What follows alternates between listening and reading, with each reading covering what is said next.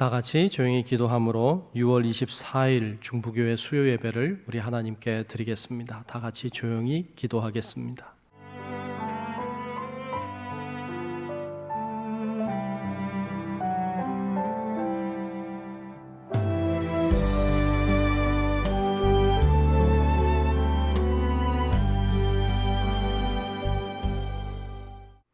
여호와께 구속받은 자들이 돌아와 노래하며 시온으로 돌아오니 영원한 기쁨이 그들의 머리 위에 있고 슬픔과 탄식이 달아나리로다.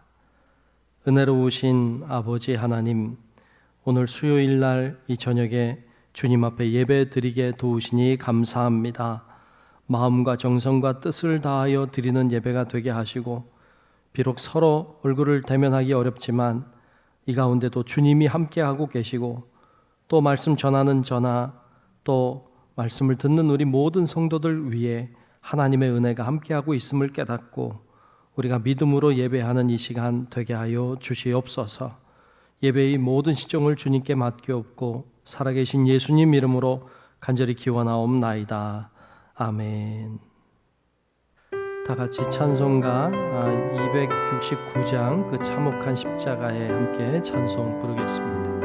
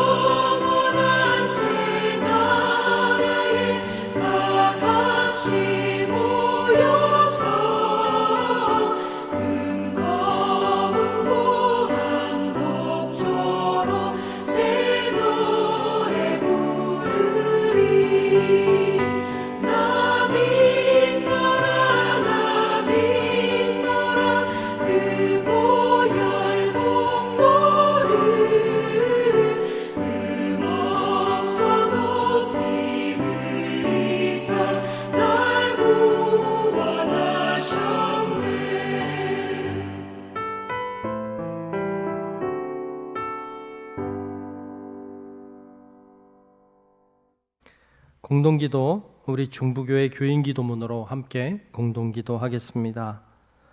혹 내가 하늘을 닫고 비를 내리지 아니하거나 혹 메뚜기들에게 토산을 먹게 하거나 혹 전염병이 내 백성 가운데 유행하게 할 때에 내 이름으로 일컫는 내 백성이 그들의 악한 길에서 떠나 스스로 낮추고 기도하여 내 얼굴을 찾으면 내가 하늘에서 듣고 그들의 죄를 사하고 그들의 땅을 고칠지라.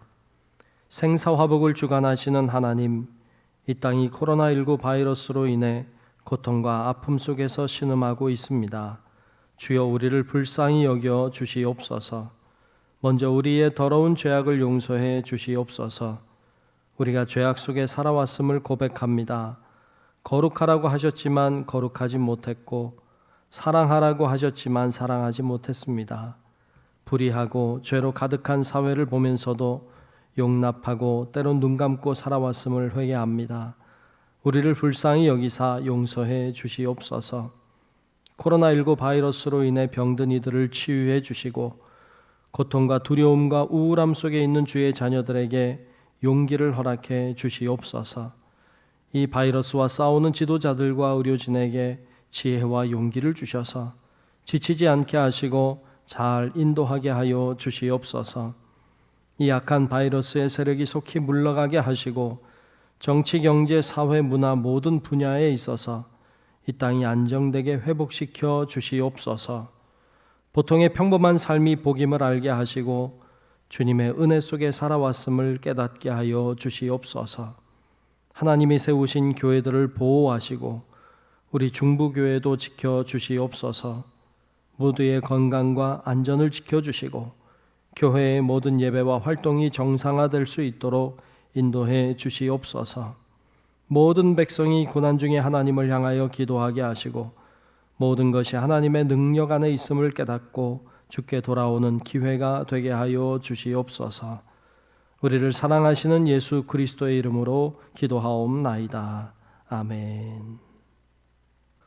오늘 주시는 말씀을 보겠습니다. 오늘 말씀은 빌립보서 3장 17절부터 마지막 21절까지 말씀 보겠습니다. 빌립보서 3장 17절부터 21절까지 말씀 제가 봉독하겠습니다. 형제들아 너희는 함께 나를 본받으라. 그리고 너희가 우리를 본받은 것처럼 그와 같이 행하는 자들을 눈여겨보라. 내가 여러 번 너희에게 말하였거니와 이제도 눈물을 흘리며 말하노니 여러 사람들이 그리스도의 십자가의 원수로 행하느니라. 그들의 마침은 멸망이요 그들의 신은 배요 그 영광은 그들의 부끄러움에 있고 땅의 일을 생각하는 자라. 그러나 우리의 시민권은 하늘에 있는지라.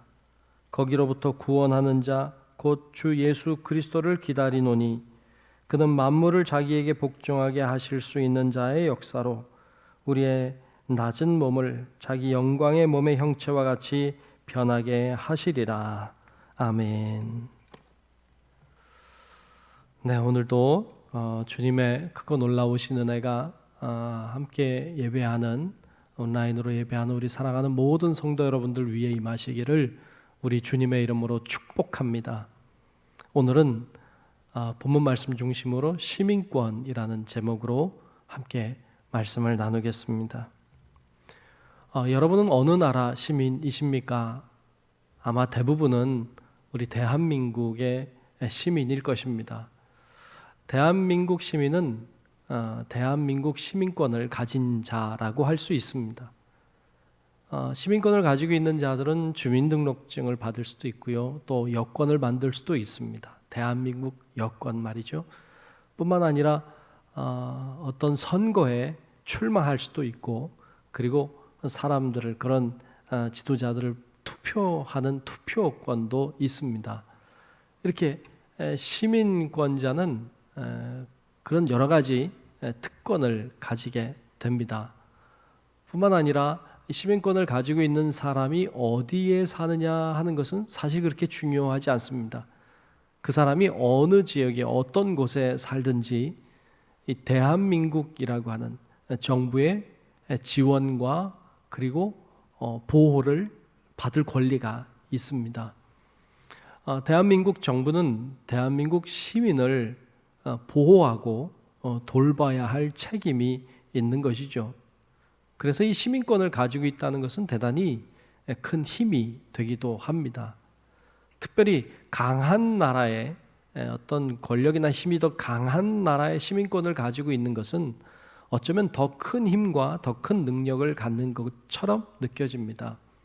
그래서 미국이라고 하는 나라가 오늘날 이 시대의 강국인 것은 사실이지요.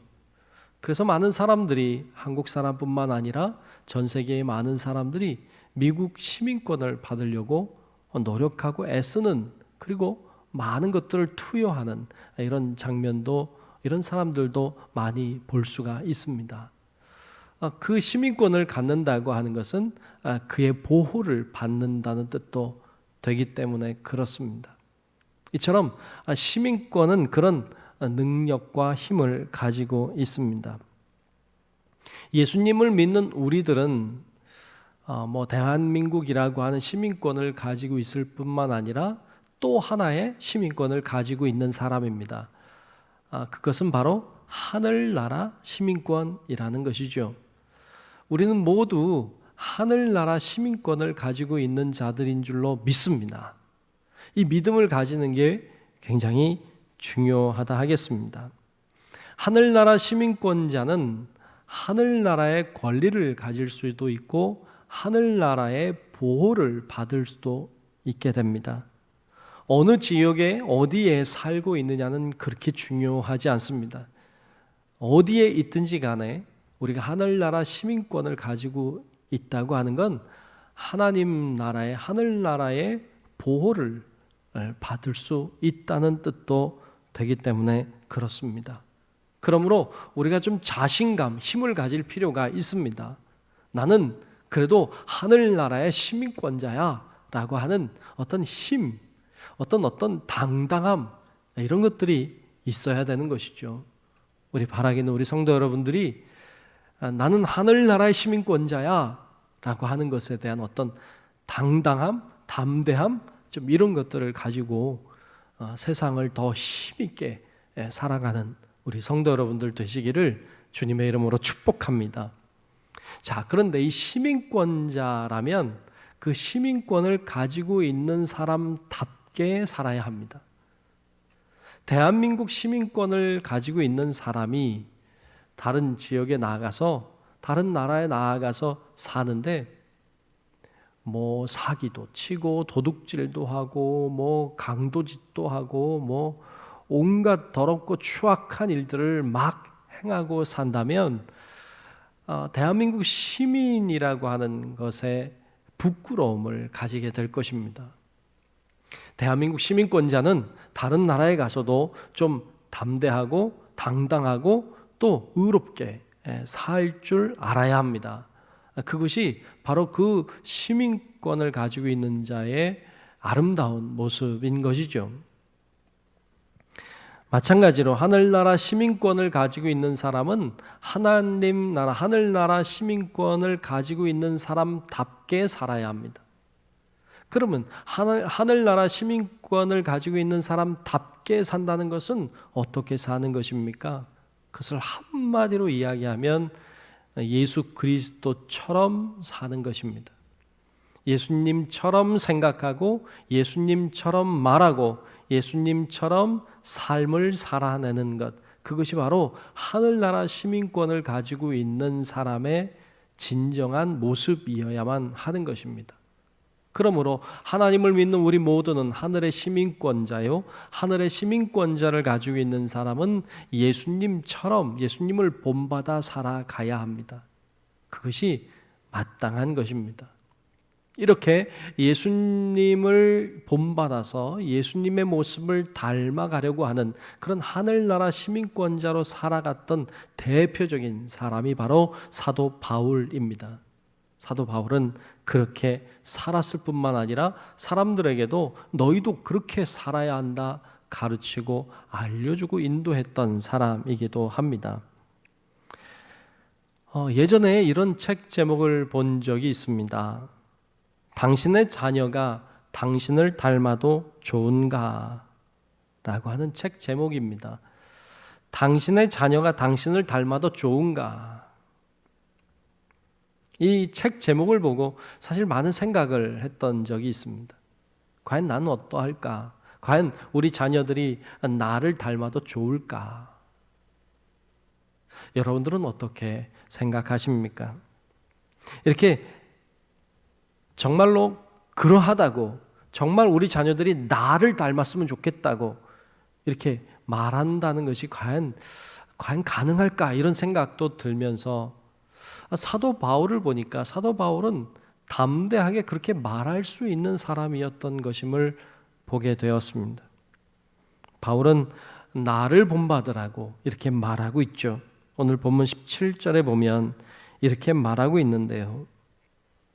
형제들아, 너희는 함께 나를 본받으라. 그리고 너희가 우리를 본받은 것처럼 그와 같이 행하는 자들을 눈여겨보라 그랬습니다. 네, 너희는 나를 본받으라. 또 그렇게 행하는 자들을 눈여겨보라고 그렇게 말씀하고 있습니다. 참 사도 바울은 참 대단해 보입니다. 어떻게 이렇게 말할 수 있을까요? 그러면 조금 더 들어가서 그러면 바울의 어떤 모습을, 바울이 자신을 본받으라고 했는데 자신의 어떤 모습을 본받으라는 것일까요? 그것은 그 앞에, 우리가 오늘 본문 말씀 조금 앞에 가면 사도 바울이 이야기하고 있는 내용을 통해 알 수 있는데요. 이런 거죠. 사도 바울이 예수님을 본받는 그 방향을 향해 나아가는 것을 너희도 본받으라. 사도 바울이 아직 다 이루지 못했지만 그러나 표대를 향하여 달려가고자 하는 그의 모습을 본받으라는 것이죠. 즉 다시 이야기하면 예수님을 본받아 가려고 하는 사도 바울의 모습을 너희도 본받아서 너희도 그리스도를 본받으려고 해라. 부르심의 상을 향하여 표대를 향해 달려가고 있는 사도 바울의 모습처럼 너희도 부르심의 상을 위하여 표대를 향하여 달려가는 사람들이 되어야 한다는 이야기를 이렇게 하고 있는 것입니다. 사람들은 죄에 약합니다. 그래서 예수님을 닮아가야 한다는 거 알고 정말로 표대를 향해 가야 한다는 거 알지만 그럼에도 불구하고 곁길로 가기 쉬운 게 인간이고 죄에 약해서 죄에 빠지는 것이 인간입니다. 그런 우리를 향해 사도 바울은 오늘 본문을 통해서도 그러지 말고 예수를 본받는 사람 되라고, 정말 자기처럼 예수님을 바라보는 사람들이 되라고 그렇게 권면하고 있습니다. 다 모든 사람이 정말 사도 바울처럼 예수님을 본받고 예수님을 닮아가면 좋겠지만 세상에 많은 사람들이 그렇게 살지 못합니다. 예수님과 복음에 대하여 무관심한 사람도 있고 예수님과 복음을 박해하는 사람들도 있습니다. 예수님과 복음을 배반하여 돌아선 자들도 있고요. 예수님과 복음을 이용하는 사람들도 있습니다. 하지만 온갖 어려움 속에서도 예수님과 복음을 끝까지 믿고 끝까지 신뢰하고 의지하며 믿음으로 산 사람들도 있습니다. 비록 생명을 희생하고 순교자가 된다고 할지라도 거기서 절대로 돌아서지 않는 사람들이 있었습니다. 그런 믿음의 훌륭한 선배들이 우리들에겐 참 많이 계십니다. 이런 박해와 어떤 고난 속에서도 자신의 믿음을 지켜왔던 선조들뿐 아니라 사실 우리가 살아가고 있는 이 동시대에도 이러한 일들은 계속 일어나고 있고 오늘날에도 정말로 예수에 대한 믿음을 지키기 위해서 순교의 자세와 각오로 살아가고 있는 사람들이 이 땅에 이 시대에도 많이 있다는 사실을 여러분 아셔야 합니다. 정말 기독교를 박해하고 있는 나라들을 늘 통계 조사를 하곤 합니다. 그런데 그 조사에서 늘 기독교를 박해하는 나라 1위는 항상 북한입니다. 그런데 이 파키스탄이라고 하는 나라도 참 기독교인들을 박해하는 그런 국가 중에 둘째가라면 서러워할 나라입니다. 이 파키스탄은 사실 종교 자유국가입니다. 어느 종교든지 믿어도 되는 국가이지만 그건 겉으로 보여지는 모습이고 실상은 그렇지 않습니다. 파키스탄 국민의 96%가 무슬림이고 기독교인 인구는 2%에 불과합니다. 그렇게 겉으로는 종교 개방 국가처럼 보이지만 사실은 그렇지 않은 것이죠. 이들이 기독교인들을 참 박해하고 있는 모습들이 계속해서 언론에 등장하고 있는 것을 볼 수 있는데요. 기독교인이라는 이유만으로 피살되기도 하고 성폭행을 당하기도 하고 무차별 폭행을 당하기도 합니다. 이런 사건들이 끊임없이 나오고 있는데요. 1990년 이후에 기독교인이라는 이유만으로 무슬림으로 개종하지 않는다는 사실 그런 이유 때문에 사형을 언도받고 사형에 처해진 사람들이 62명이나 되고 있습니다. 법정에서 사형, 기독교인이란 이유로 무슬림으로 개종하지 않는다는 이유로 사형 언도를 받고 그리고 불과 일주일 이내에 사형을 집행하는 이런 일들이 일어나고 있는 곳입니다. 약 10여 년 전에는 이 파키스탄에서 기독교인인 비비라고 하는 한 여인이 이슈가 되었던 적이 있습니다. 이 비비라고 하는 이 한 여인이 이웃 사람과 이야기를 나누면서 그런 이야기를 했습니다. 그리스도는 우리를 위해서 십자가에 달리셨는데 무하메드는 우리를 위해서 무엇을 했는가? 이 질문으로 인하여서 이웃 사람이 신고를 하고 그 이후로 체포가 되었습니다. 결국 법정에 섰는데 사형을 언도받았습니다. 단 무슬림으로 개종을 하면 사형은 면한다고 하는 조건이 붙었음에도 불구하고 이 여인이 개종하는 것을 반대했습니다. 받아들이지 않았습니다. 결국 이 여인은 사형 언도를 받게 되어서 곧 죽을 위기에 처하게 되었습니다.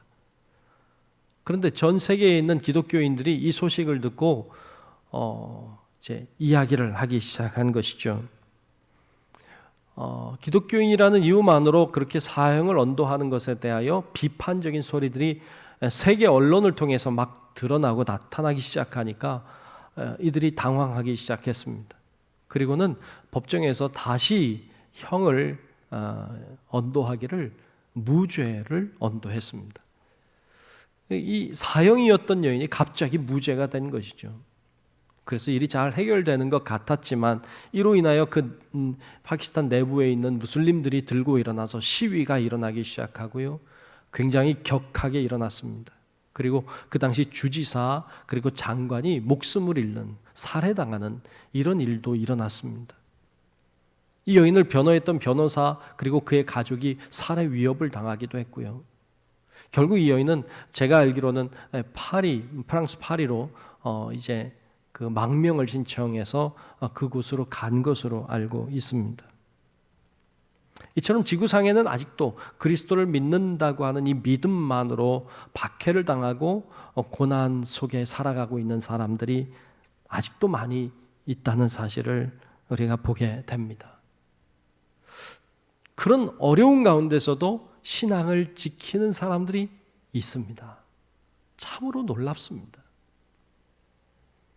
초대교회 때도 초대교회 안에서도 예수님을 믿는 사람들을 박해하니까 많은 사람들이 등을 돌리고 배신하였습니다. 그런데 그런 어려운 가운데서도 믿음을 지키고 그리고 자신의 신앙을 놓지 않은 수많은 사람들이 또한 있었던 것을 볼 수가 있습니다. 이렇게 예수님 믿는 사람들을 박해하거나 그리고 믿음에서 돌아선 사람들이 있는가 하면 끝까지 믿음을 지키는 사람들도 있었습니다. 이런 자들을 오늘 본문은 둘로 나누어서 이야기하고 있는데요. 오늘 보면 18절과 19절은 먼저 이 십자가의 원수된 자들에 대해서 이야기하고 있고요. 그리고 20절과 21절은 그 하늘나라 시민권자들에 대한 이야기를 하고 있습니다. 오늘 둘로 나누어서 말씀을 좀 살펴보려고 합니다. 첫 번째로는 십자가의 원수입니다. 이 십자가의 원수에 대하여 오늘 본문 말씀은 18절에서 먼저 이렇게 이야기하고 있습니다. 내가 여러 번 너희에게 말하였거니와 여러 번 말했다는 거예요. 이제도 눈물을 흘리며 말하노니, 이제도 눈물을 흘리며 안타까워하며 말하고 있다는 것이죠. 여러 사람들이 그리스도의 십자가의 원수로 행하느니라 그랬습니다. 바울이 이것 때문에 여러 번 말도 했고 눈물을 흘리며 안타까워하며 이렇게 하면 안 된다라고 강조하고 있는 것은 무엇이냐? 그리스도의 십자가의 원수로 행하지 말라는 것이죠.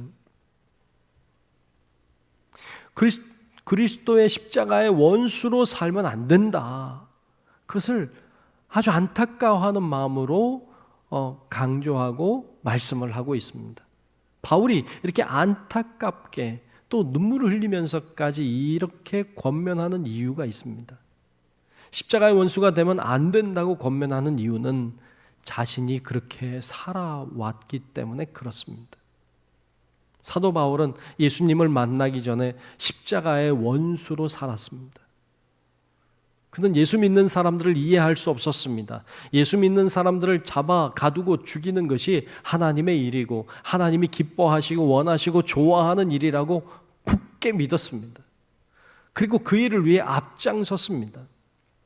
스데반 집사가 순교할 때 스데반 집사는 죽어 마땅하다고 생각했습니다. 그래서 기꺼이 그가 증인이 되었습니다. 다메섹에 예수 믿는 사람들이 많다는 소식을 듣고 말을 타고 달려갔습니다. 그들을 잡기 위해서였습니다. 그들을 죽이기 위해서였습니다.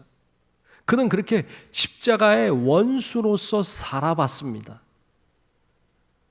그는 그게 잘하는 거라고 생각했습니다.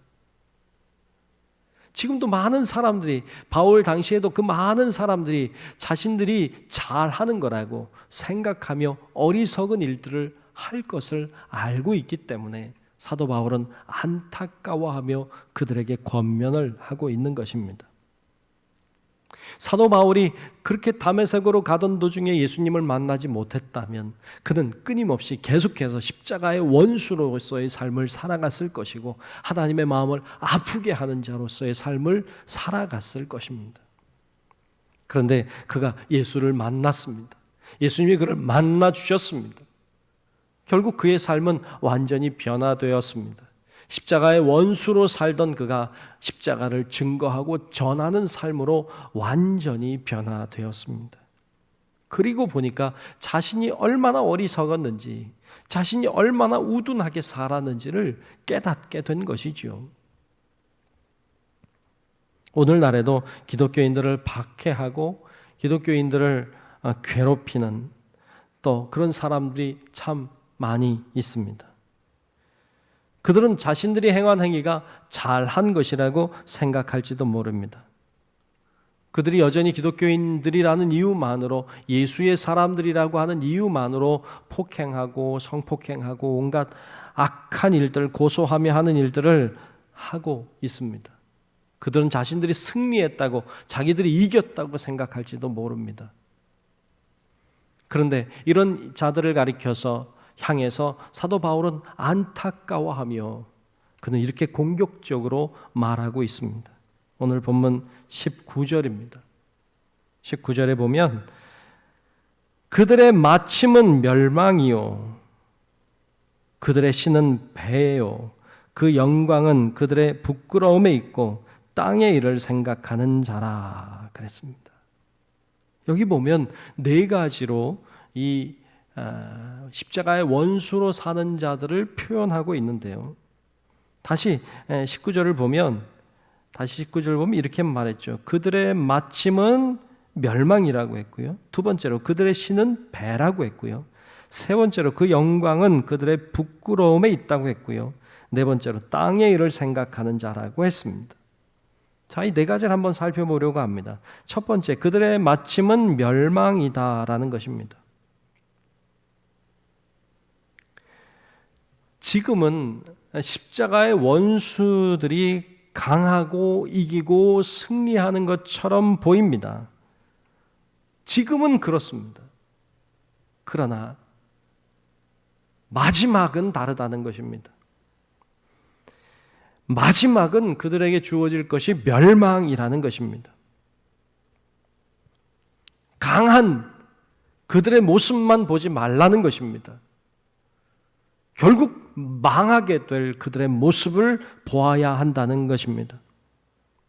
믿음이란 무엇입니까? 믿음이란 지금만 보는 게 아니라 마지막을 볼 수 있는 것입니다. 그것이 바로 믿음인 것입니다.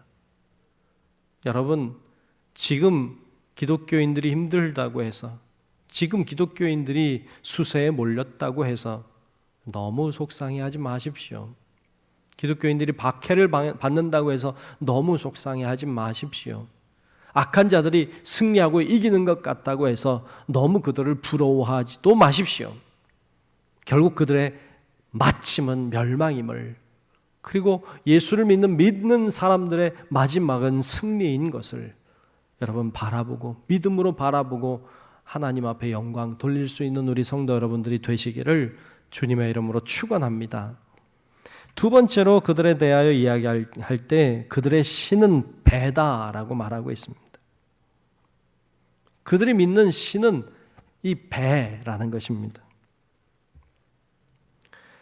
그들은 신을 위해서 자신을 희생하는 것이 아닙니다. 자신을 위하여서 신을 믿는 것입니다. 하나님을 믿는 우리들이 분명히 알아야 할 것이 있습니다. 그것은 우리가 하나님을 믿는 것은 나의 배를 채우기 위해 하나님을 믿는 게 아닙니다. 나의 이익과 유익을 위하여 우리가 하나님을 믿는 게 아닙니다. 나 잘 되려고 하나님 믿는 게 아닙니다. 우리가 하나님을 믿는 이유는 그분이 우리의 아버지시요, 그분이 우리의 하나님이심을 알기 때문에 우리가 하나님을 의지하고 신뢰하며 믿는 것입니다. 이건 차원이 다릅니다. 우리가 하나님을 믿는다고 하면서도 그 하나님을 나의 배를 채워줄 자로, 나의 이익이 될 자로 우리가 그렇게 하나님을 이용한다면 그 하나님은 하나님이 아닙니다. 그 하나님은 우상이 될 것입니다. 세상 다른 종교들은 한결같이 자신을 위하여 하나님을 믿습니다. 자신의 배를 채우기 위하여 하나님을 믿습니다. 자기가 복을 받으려고 하나님을 믿습니다. 신을 믿습니다. 그렇게 자기의 유익을 위하여, 자기의 필요를 채우기 위하여 신을 믿을 때 우리는 그것을 기복 종교라고 말합니다. 기독교는 기복 종교가 아닙니다. 복을 비는 종교가 아닙니다. 복을 위해 하나님을 믿는 종교가 아닙니다. 우리는 하나님을 아버지로 믿고 그분이 나의 창조주이심을 믿기 때문에 그분을 신뢰하고 그분 앞에 나와 예배하는 것입니다. 이것이 바뀌면 안 됩니다. 십자가의 원수들은 자신의 이익과 유익을 위해 십자가의 원수로 삽니다. 사도 바울도 그랬습니다. 자신이 예수를 믿는 사람들을 박해하고 핍박했던 것은 그들을 박해하고 핍박하면 할수록 그에게 돌아오는 유익이 있었기 때문입니다. 자신이 많은 사람을 잡아들이면 들일수록 많은 유대인들이 좋아할 것이고 인정해 줄 것이고 자신의 명예와 권력은 더 올라갈 것을 예상했던 것이죠. 그래서 자신의 배를 위하여 그 일들을 행했던 것입니다. 이 십자가의 원수들은 그와 같이 자신의 이익을 위하여 산다는 것입니다. 세 번째로 십자가의 원수들은 표현할 때 그 영광은 그들의 부끄러움에 있다고 했습니다. 그 영광은 그들의 부끄러움에 있다. 세번역 성경은 이 부분을 이렇게 번역했습니다. 자기 내의 수치를 영광으로 삼고 라고 했어요. 수치스러운 걸 영광으로 삼는다는 거예요. 부끄러운 것을 영광스럽게 생각한다는 것입니다. 참 이 말이 참 힘든 말이면서도 참 부끄러운 말입니다. 어떤 사람들은 자신의 죄를 부끄럽게 여기지 않습니다. 오히려 자신이 죄 진 것을 자랑스럽게 여기는 사람들이 있습니다. 그래서 내가 이렇게 했더니 사기쳤다. 내가 이렇게 사기쳤다고 친구들한테 자랑을 합니다. 여러분, 사기친 게 자랑할 거리는 아니지 않습니까? 어떤 사람들이 정말로 그 간음의 죄죠.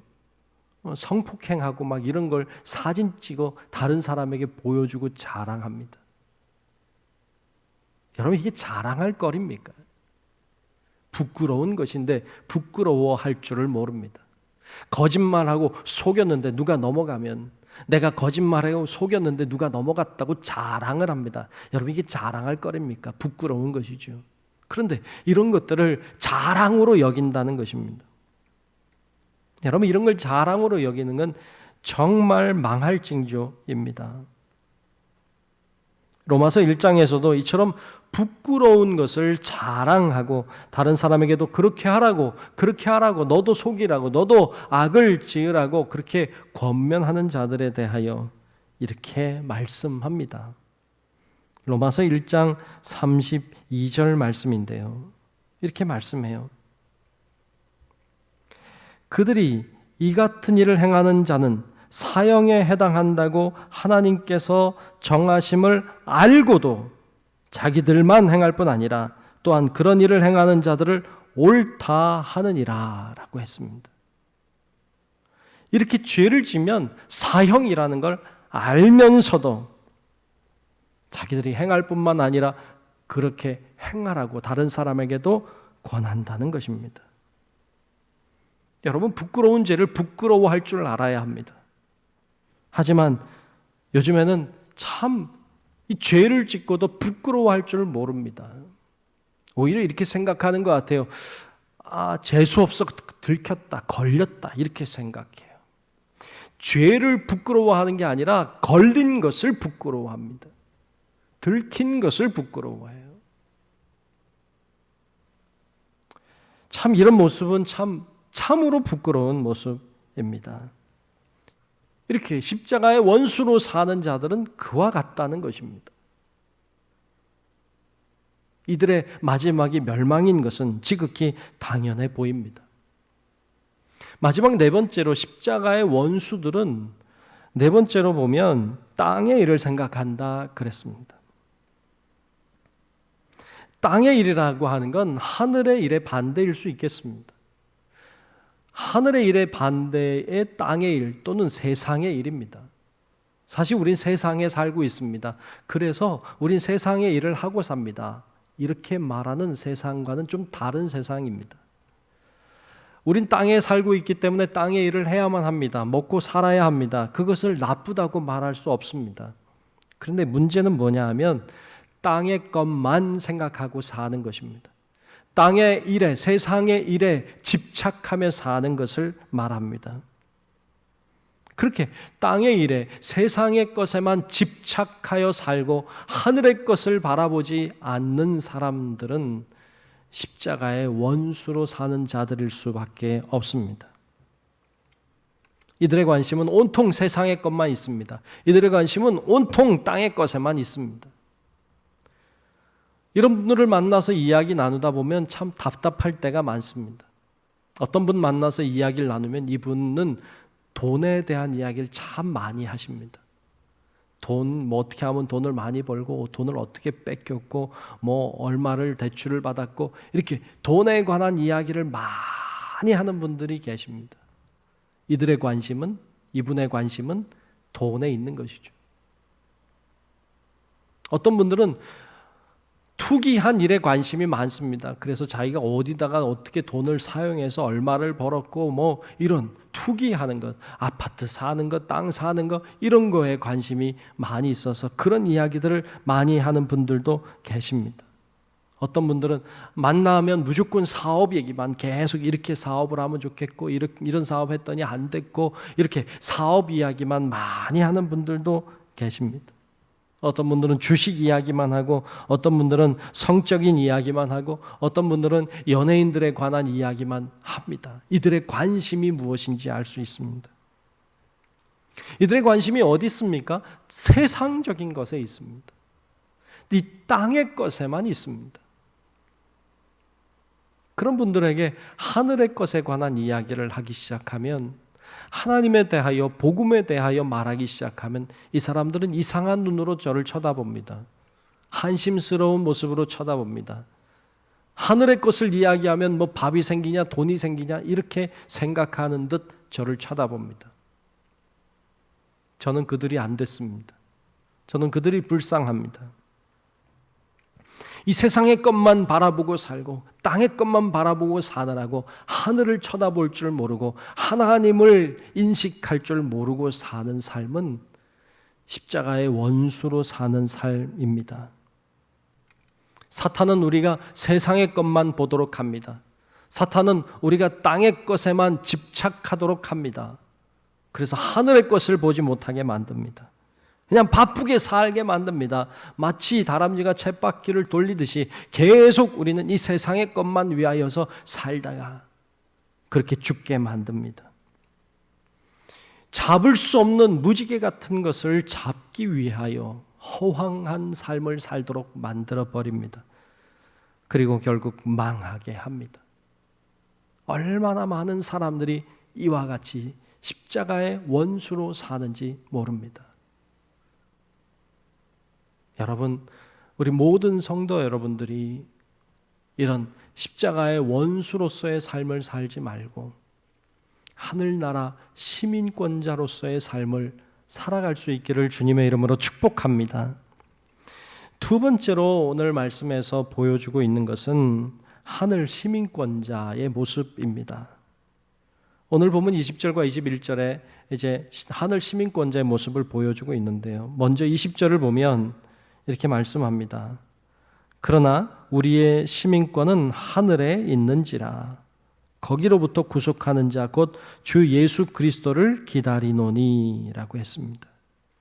우리의 시민권은 하늘에 있습니다. 그리고 예수 그리스도의 오심을 기다린다고 했습니다.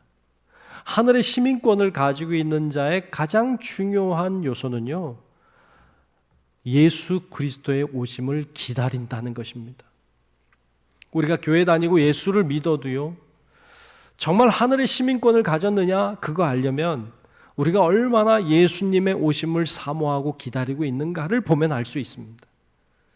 그것을 오늘 본문을 통해서도 우리들에게 들려주고 있습니다.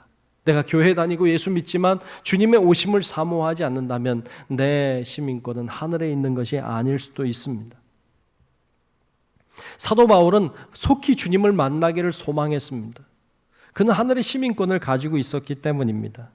그래서 빌립보서 우리 앞쪽에 보았습니다만 1장 23절 24절에 보면 이렇게 그가 고백한 바 있습니다. 내가 그 둘 사이에 끼어 있으니, 그 둘이란 생명과 죽음이겠죠.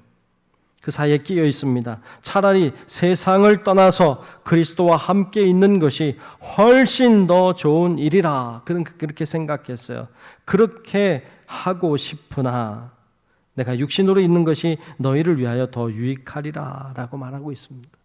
그는 하늘 시민권자니까 속히 하나님의 나라에 가기를 정말 바랐던 것이죠. 그러나 가지 않는 것은 지금 여기 있는 것이 더 유익하기 때문일 것이라고 그는 그렇게 그의 삶을 평가하고 있습니다.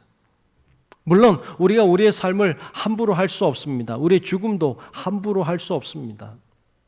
그러나 우리들에게 주어진 생의 순간 동안에 우리가 성실하게 주님이 주신 이 순간들을 선물로 알고 잘 살아내야 하지만 그럼에도 불구하고 우리가 이 땅의 것에 집착하는 것이 아니라 우리가 하늘의 상급을 쌓고 하늘의 소망을 두고 살아야 되는 것입니다.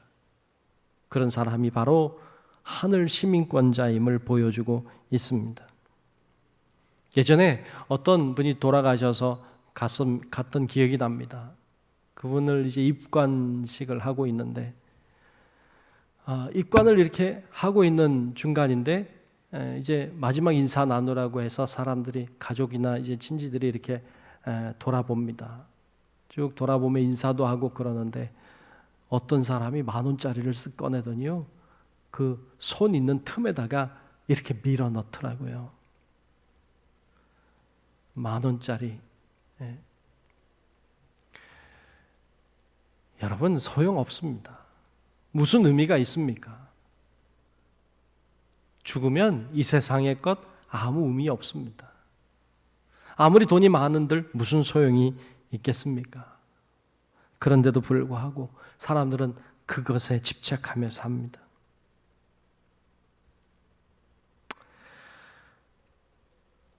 주님께서는 하늘 시민권자들에게 이렇게 하신다고 약속을 하고 계십니다. 오늘 본문 마지막 21절에 보면 이렇게 말씀했습니다. 그는 만물을 자기에게 복종하게 하실 수 있는 자의 역사로 우리의 낮은 몸을 자기 영광의 몸의 형체와 같이 변하게 하시리라. 아멘.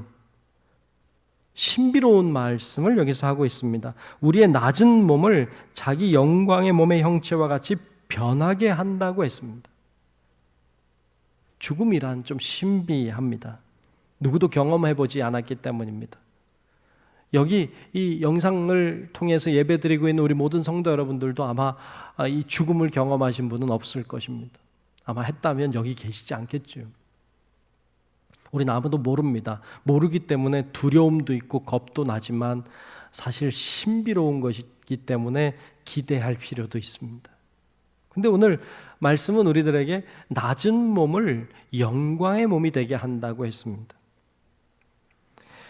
우리의 몸은 낮은 몸이라고 표현하고 있고요. 우리가 이제 죽음 이후에 부활함으로 맞게 될 몸은 이 낮은 몸과는 다른 어떤 그리스도의 영광의 몸이라고 했습니다.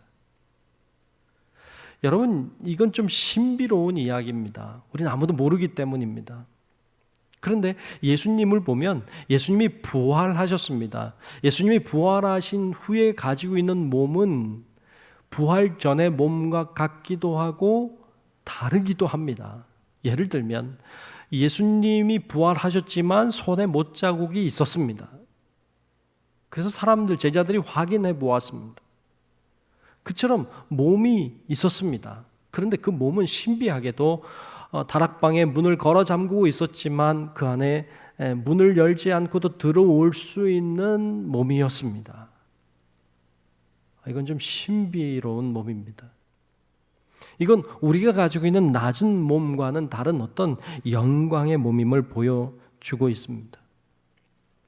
어떤 나이 많으신 분들은 화장하는 것을, 이제 돌아가신 다음에 몸을 화장하는 것을 싫어하시는 분들이 계십니다.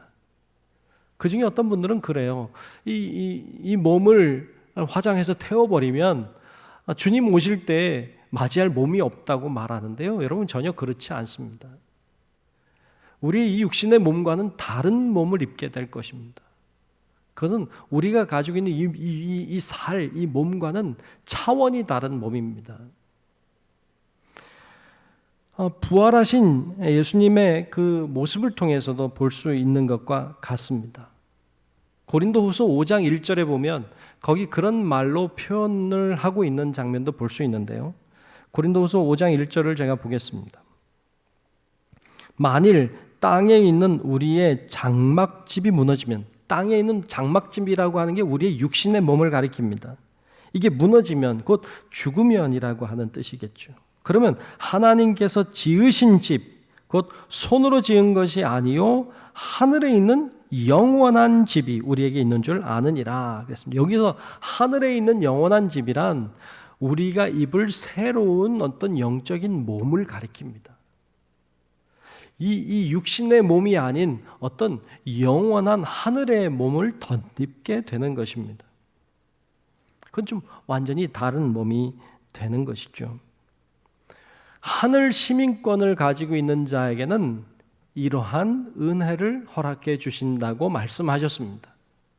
그러므로 죽음이라고 하는 건 우리들에게 두려움일 수도 있고 좀 힘든 일일 수도 있겠지만 우리가 입게 될 새로운 몸에 대한 기대도 있어야 합니다. 이것이 바로 하늘 시민권자가 가지고 있는 특권인 것입니다. 바라기는 우리 성도 여러분들이 우리가 언젠가 맞이하게 될 죽음이라고 하는 것을 너무 두려워만 하지 말고 너무 겁을 내지만 말고 좀 설레는 마음, 기대하는 마음으로 새롭게 덧입게 될 몸, 그리고 우리가 들어갈 영원한 천국에 대한 소망을 가지고 성실하게 삶을 살아내는 은혜도 있기를 주님의 이름으로 축복합니다. 이 세상에는 십자가의 원수로 사는 사람들이 있는가 하면 하늘나라 시민권자로 사는 자들이 있음을 오늘 말씀은 우리에게 들려주고 있습니다. 십자가의 원수로 사는 사람들이 잘 되는 것처럼, 이기는 것처럼, 승리하는 것처럼 보이는 것이 이 세상이지만, 그러나 오늘 말씀은 그들의 끝은 멸망임을 분명하게 우리에게 말씀해 주고 있습니다. 여러분, 끝까지 보아야 합니다. 야구에 대해 이야기할 때 그런 얘기하죠. 야구는 9회 말 투아웃부터다. 끝나기 직전을 이야기하고 있죠. 끝나지 않았습니다. 그러니까 결과를 모르는 것입니다. 그런 말도 있죠. 끝나기 전엔 아직 끝나지 않은 것이다. 끝나기 전엔 끝나지 않은 것이다 라는 말도 있어요. 무슨 말입니까? 정말로 끝나기 전까지는 아무도 모른다는 것입니다. 네, 우리가 살아가고 있는 삶은 끝이 아닙니다. 분명히 끝이 있습니다. 끝에는 우리 주님이 서 계시고 주님은 승리자이십니다. 이것을 기억하고 우리들에게 주어진 삶을 십자가의 원수로서 살지 말고 하늘 시민권자로서의 삶을 힘있게 살아가는, 그러므로 결국 승리하게 하시는 주님을 만나 뵙게 되는 우리 모든 성도 여러분들이 되시기를 주님의 이름으로 축원합니다. 기도하겠습니다. 좋으신 아버지 하나님, 우리가 이 세상을 살아가고 있습니다. 하지만 이 땅의 것만, 이 세상의 것만 바라보는 십자가의 원수로 그리스도와 반대되는 방향의 삶을 살지 않도록 도와주시고, 정말로 예수님처럼 생각하고 예수님을 닮아가는 하늘나라 시민권자로서의 삶을 살아가는 우리 모든 성도들 되게 하여 주시옵소서. 예수님 이름으로 간절히 기도하옵나이다. 아멘. 다 같이 찬송가 486장 이 세상에 근심된 일이 많고 함께 찬송 부르겠습니다.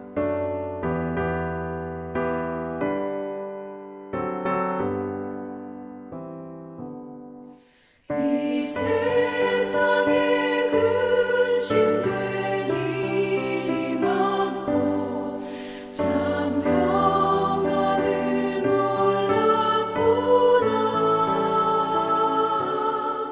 내 주 예수 나로라 부르시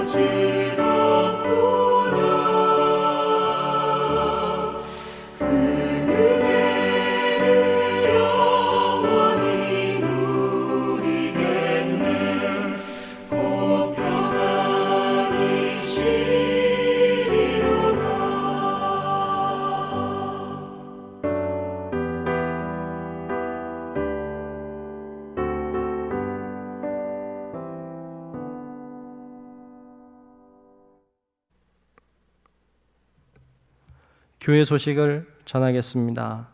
첫 번째 예배입니다. 주일에는 모이는 예배를 모두 드리고 있습니다. 가급적이면 나오셔서 예배에 같이 참여하시길 바라고요. 몸이 불편하거나 열이 있으신 분들은 온라인을 통하여 예배에 참여하시기 바랍니다. 주중 예배가 속히 회복될 수 있도록 여러분 많이 기도해 주시기 바랍니다. 두 번째, 교회학교 중고등부입니다. 교회학교와 중고등부는 영상을 통해서 예배와 공가가 진행이 되고 있습니다. 학부모님들이 아이들의 신앙을 위해서 잘 참여할 수 있도록 도와주시기를 바랍니다. 세 번째, 연속기도회입니다. 연속기도회를 계속해서 진행하고 있습니다. 여러분 맡은 시간에 잘 기도해 참여해 주시기 바랍니다. 네 번째, 중부교회 교인 기도문을 매일 저녁 9시에 함께 기도하고 있습니다. 여러분 기도해 주시고 혹시 시간이 틀리더라도 여러분 기도해 주시기를 바랍니다. 다섯 번째, 임원회입니다. 이번 주일 3부 예배 마친 후에는 예배당에서 임원회로 모이려고 합니다. 2020년이 이제 절반이 되었습니다. 절반 동안을 우리가 좀 돌아보고 점검하고 또 남은 절반 해를 또 계획하는 시간입니다. 여러분 기억하고 함께 잘 참여하시고 기도해 주시기 바랍니다. 축도하겠습니다. 이제는 우리의 영원한 구원자이신 예수 그리스도의 크신 은혜와 하나님 아버지의 만극하고 놀라우신 사랑하심과 성령님의 감화, 감동, 인도, 보호하시는 놀라우신 은총이 우리가 십자가의 원수로서의 삶을 사는 것이 아니요 하늘나라 시민권자로서의 삶을 능히 살아가기를 소원하는 우리 사랑하는 모든 성도들 머리 위에 이제로부터 영원토록 함께 하시기를 간절히 축원하옵나이다. 아멘.